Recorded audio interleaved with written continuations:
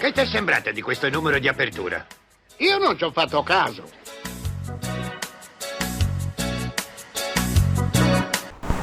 Ciao Renzo, Professor ancora Maggi, qua a Rovigo. buongiorno a lei. Tu mi dai del lei o ti do del tu? Ma Per sì, questo ruolo è di... simpatico questo, sì, questo approccio. Se lei è il professor Maggi. No, niente po' di meno Com'è che si dice in campagna? No busy.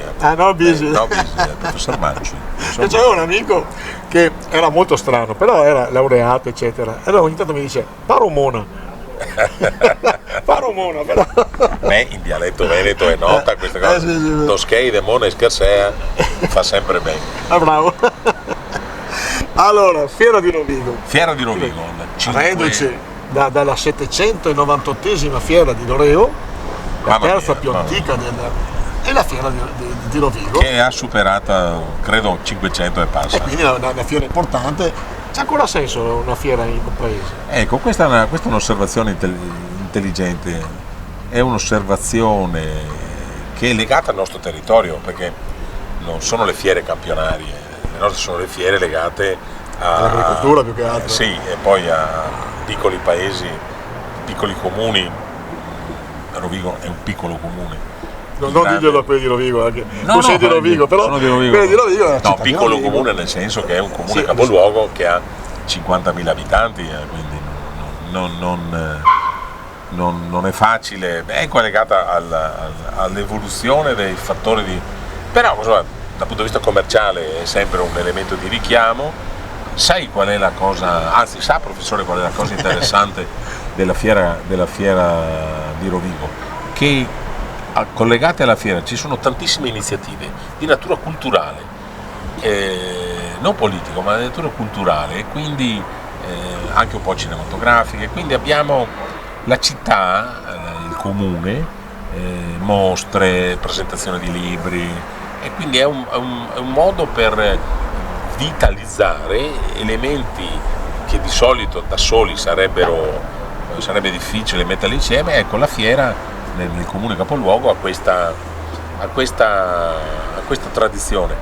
Sai, le tradizioni non possiamo mica però, perderle così. Rovigo per la fiera si veste veramente alla grande, cioè pieno di gente, eccetera. Rovigo c'è la tradizione, anche Mangereccia.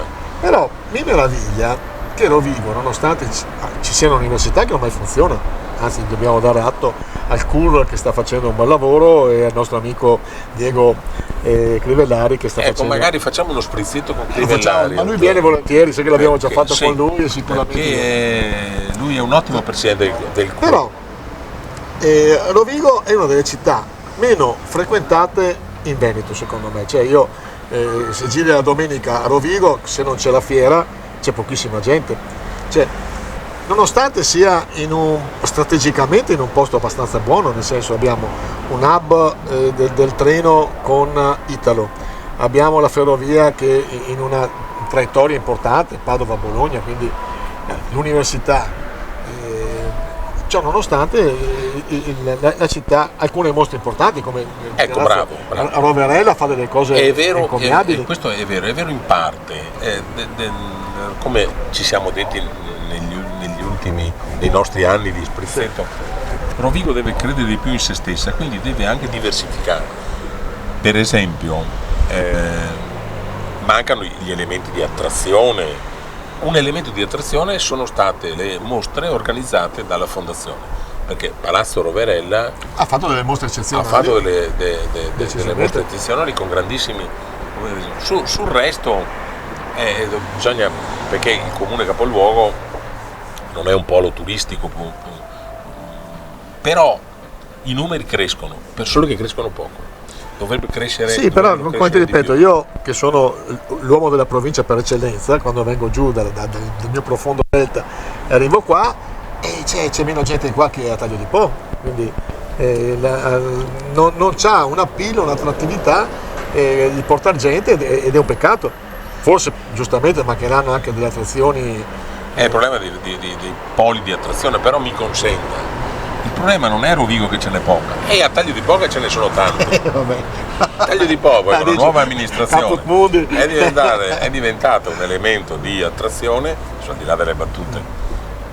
Sì, siamo sempre una città di 50.000 abitanti, Sì, c'è da dire che effettivamente dappertutto c'è una specie di coprifuoco, sarà determinato dalla crisi, da quello che vuoi, effettivamente dove giri. L'unica città... Gli effetti Covid sono stati Devastanti. Dobbiamo ancora riaverci dall'effetto Covid. L'unica città che ancora ha un fermento è Chioggia. Chioggia è un altro mondo a sé. Ecco, lei ha detto bene, Chioggia è una repubblica a sé. Sì, esatto. No, dovremmo copiare da Chioggia.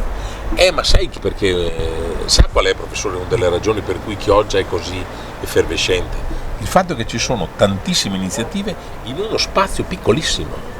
Ma neanche più di tanto iniziative. Iniziative il nel corso, senso, forse. il corso che fa da elemento di attrazione. Ecco, In più, lei sa che il comune di Rosolina è sempre in incremento di cittadini residenti, e lo sai perché? Sì. Perché sono quelli di Chioggia Che costa molto meno gli appartamenti. Costa molto meno, ma anche perché non c'è più spazio a Chioggia. Anche quello, sì.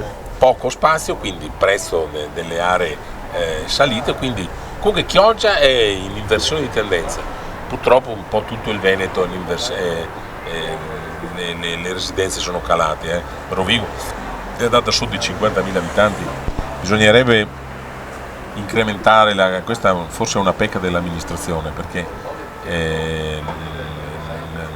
la richiesta ufficio urbanistico non è che sia brillantissimo, sta di fatto che ci sono tante domande ferme, adesso si decrementa sempre più, è uno di quei nei su cui bisognerebbe riflettere.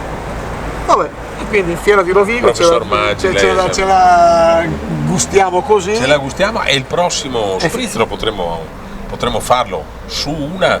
No, il prossimo spritz mi permette di chiederle di poterlo fare o a Taglio di Po o a Portoviro.